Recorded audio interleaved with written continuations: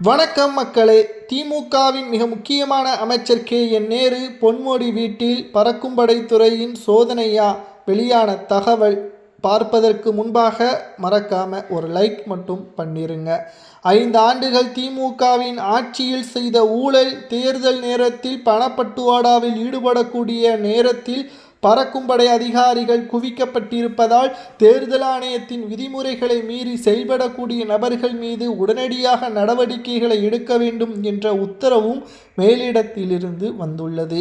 மேலும் தேர்தல் ஆணையம் களத்தில் கட்சியின் வேட்பாளர்கள் சுமார் 40 லட்சம் வரை செலவு செய்ய வேண்டும். அதற்கு மேல் செலவு செய்தால் நடவடிக்கை எடுக்கப்படும், வங்கி கணக்கு முடக்கப்படும், தேர்தலில் போட்டியிடுவதற்கு தடை விதிக்கப்படலாம் என்ற பல்வேறு நிபந்தனைகளையும் விதித்துள்ளது.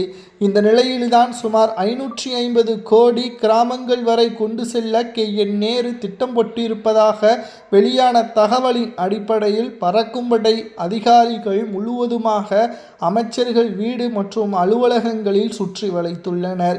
மேலும் வாகனங்கள் முழுவதும் பரிசோதனை செய்த பிறகுதான் அங்கிருந்து புறப்படும் என்றும், தேர்தல் முடியும் வரை அமைச்சர்களது வீட்டில் பல்வேறு கட்டுப்பாடுகள் நிரூபிக்கப்பட்ட ஆதாரங்களின் அடிப்படையில் கட்டுப்பாடுகள் போடப்பட்டிருப்பதாகவும் தகவல்கள் கிடைக்கப்பெற்றுள்ளது.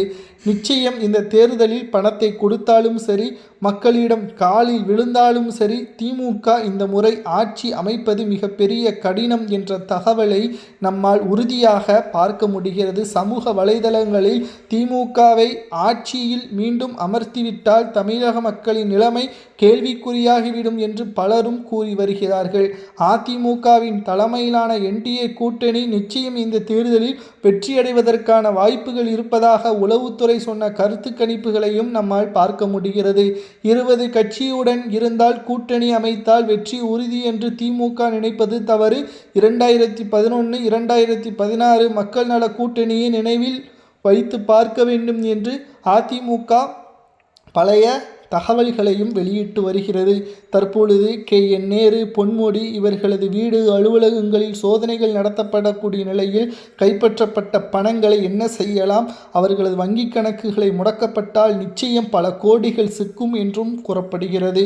கைப்பற்றப்பட்ட பணங்கள் ஏழை மக்களுக்கும், குழந்தைகளுக்கும், குறிப்பாக முதியோர்களுக்கும் வழங்கலாமா என்பதை கமெண்ட் வாயிலாக கூறுங்கள். தேர்தல் முடியும் வரை கிராமங்களில் 50,000த்திற்கு மேல் செல்ல கூடாது என்று கூறிய தேர்தல் ஆணையம் அமைச்சர்களது வீடு, அலுவலகங்களில் சோதனைகள் நடத்தப்பட்ட பணங்கள் திருப்பி வழங்கப்பட்டால் நடவடிக்கை எடுக்கப்படும் என்பதை